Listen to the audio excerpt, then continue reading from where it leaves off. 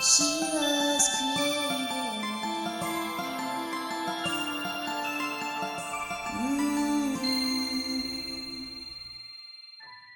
Hey guys, welcome back to my channel. It's Amy from Roseberry Workshop.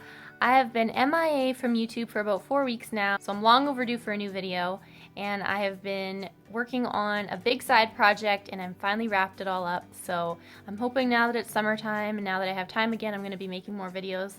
I've been wanting to do body paint for about a month now. A few days ago, an idea for it popped into my head and I just knew that I had to try it. And my sister volunteered, lent me her body as the canvas for the art, and it just was extremely fun and satisfying to see it all come together.